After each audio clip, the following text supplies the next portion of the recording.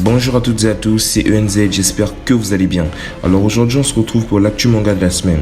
Une semaine qui a été marquée par une annonce qui est selon moi des plus importantes car elle concerne directement l'avenir de One Piece.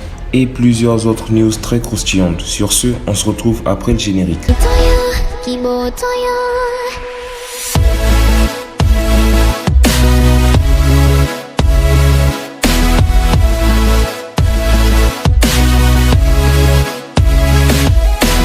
Avant d'aller plus loin, je vous invite à vous abonner si ce n'est déjà fait et si ce genre de contenu, à savoir l'actualité anime manga, vous intéresse. Sur ce, place à l'actu manga.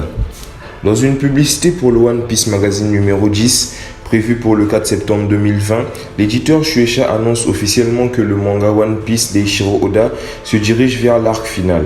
La publicité explique que le One Piece Magazine numéro 10 sera consacré à une relecture du manga pour se préparer au climax. Pour ceux qui ne le savent peut-être pas, le mot climax est utilisé en japonais pour indiquer la fin de l'histoire.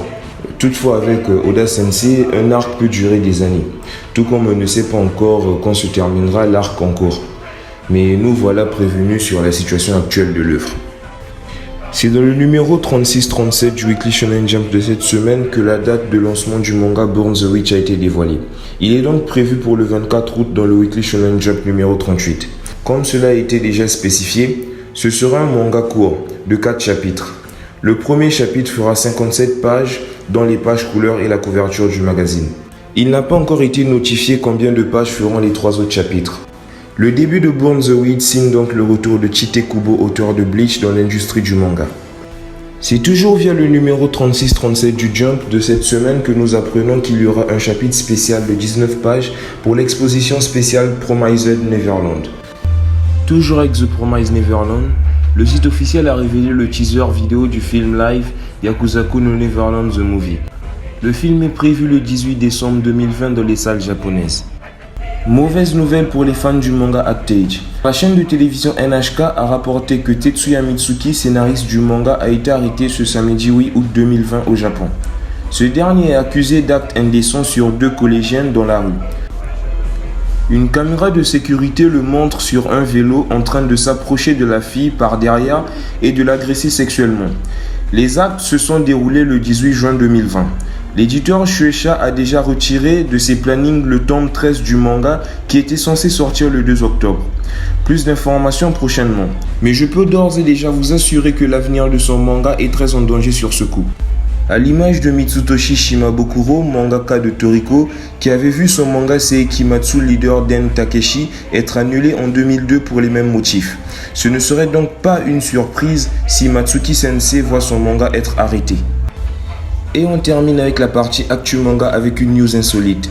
Hunter x Hunter de Yoshihiro Togashi bat son propre record d'absence dans le Jump. En effet, avec ses absences dans le numéro 36-37 et le numéro 38 qui est à venir, le manga a atteint 81 semaines d'absence depuis le Weekly Shonen Jump numéro 1 2019, sorti en novembre 2018. Sa précédente plus longue période d'absence était entre 2014 et 2016. Son inconsistance de publication dans le Jump est due à ses problèmes de santé. Il a été opéré plusieurs fois du dos. Nous lui souhaitons alors un bon rétablissement et espérons que Hunter x Hunter reviendra d'ici peu. On enchaîne avec l'actu anime. Lors du live stream diffusé sur Abema TV, une nouvelle bande-annonce pour le film d'animation Kimetsu no Yaiba Rishahen ou Demon Slayer le train de l'infini a été publié. Le film est prévu pour le 16 octobre 2020 dans les salles japonaises. Le film adaptant les événements du 8e tome du manga fera donc office de suite directe à la saison 1. En attendant la saison 5, l'anime My Hero's Academia revient avec un épisode inédit. En effet, l'éditeur Shueisha a révélé la production de l'anime My Hero's Academia Ikinokore Keshi no Survival. Et de son côté, le compte Twitter officiel a révélé les premières images et l'affiche de l'anime. Cette OAV de 2 épisodes est prévue pour le 15 août 2020 au Japon et en France. Le blog japonais Ryokucha a révélé la date de diffusion de la saison 2 de l'anime Beastars. La série animée qui fera 12 épisodes est prévue pour janvier 2021 sur Netflix. Une saison 1 de 12 épisodes était sortie en octobre 2019. Alors pour ceux qui ne l'auraient pas vu, de quoi ça cause? Nous suivons le quotidien de Legoshi, le loup au cœur doux malgré son apparence menaçante, et membre du club de théâtre. Habitué à la discrimination, il tente de réprimer ses pulsions.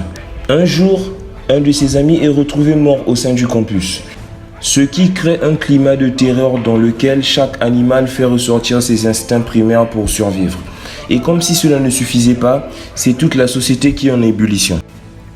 Le film d'animation Omoi Omoware Furi Fururare se montre dans une bonne annonce. Le film est prévu pour le 18 septembre 2020 dans les salles japonaises. Petit synopsis. Nous suivons le quotidien de Yuna et Akari, deux lycéennes qui vont se lier d'amitié. Si Yuna est une fille rêveuse et romantique, Akari se veut plus réaliste quant aux relations amoureuses. Néanmoins, les choses évoluent quand Yuna tombe sous le charme de Ryo, le demi-frère de Akari, et que cette dernière s'éprend de Kazuyomi, amie d'enfance de Yuna. Leur vision respective de l'amour va être mise à rude épreuve. Le site officiel a révélé l'affiche de l'anime Nanatsu no Taizai Fundo no Shimpan, qui est donc la 4e et dernière saison de la série. Car comme il a été déjà expliqué, le manga est bientôt terminé et l'anime adaptera ce dernier jusqu'à la fin. La série animée fera donc 24 épisodes et est prévue pour janvier 2021 au Japon. L'éditeur Kodansha a annoncé l'adaptation en animé du manga Peach Boy Riverside. La série animée est prévue pour juillet 2021 au Japon. Petit synopsis. Sarutorin Algic est une princesse assoiffée de découvertes qui s'ennuie de son petit château situé en pleine campagne. Un jour, une horde de démons vicieux appelés Oni font éruption au royaume. Heureusement, Kibutsu Mikoto, un voyageur solitaire, les décime. Intriguée par le danger du monde extérieur, Sarutorin décide de se lancer dans un périlleux voyage aux côtés de ce mystérieux vagabond. Elle est loin de se douter qu'elle va déclencher une série d'événements qui vont déterminer le destin de ce monde fantastique. L'anime Hanyo no Yashaime est enfin en ligne et s'annonce assez prometteur. L'anime débutera le 3 octobre au Japon. Il s'agit d'un spin-off de la saga Inuyasha. Synopsis. Nous suivons les aventures des filles d'Inuyasha et de Sesshomaru-sama. Dans le Japon féodal, les demi-démons jumelles Towa et Setsuna sont séparées l'une de l'autre d'un incendie de forêt. Alors qu'elle cherche désespérément sa jeune sœur, Towa erre dans un mystérieux tunnel qui l'envoie dans le Japon actuel, où elle se retrouve élevée par le frère de Kagome, Higurashi Sota et sa famille.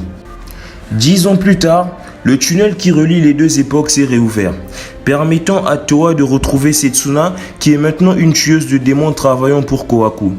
Mais à la grande surprise de Towa, Setsuna semble avoir perdu tout souvenir de sa sœur aînée. Rejointe par Moroha, la fille d'Inuyasha et Kagome, les trois jeunes filles voyagent entre les deux époques dans une aventure pour retrouver leur passé disparu. Pour avoir été un fan de la saga Inuyasha, j'espère que cette nouvelle série sera aussi prenante que son aînée et je vous le conseille vivement. La saison 2 de Fire Force se montre avec une nouvelle affiche officielle. Cette dernière illustre le début d'un nouvel arc. Celui-ci débutera le 15 août 2020 à partir de l'épisode 7 jusqu'à l'épisode 10. Il s'intitule New World Adventure. Et pour conclure l'actu anime, le film d'animation Fate Stay Night Evansville 3 dévoile sa 3e publicité vidéo. Ce 3e et dernier film est prévu pour le 15 août dans les salles japonaises. On arrive à la fin de cette vidéo et j'espère qu'elle vous aura plu. Si c'est le cas, n'hésitez pas à lâcher un pouce bleu et à partager. Je vous invite à me follow sur mon Instagram si ce n'est déjà fait. Sur ce, je vous dis à très bientôt pour une nouvelle vidéo.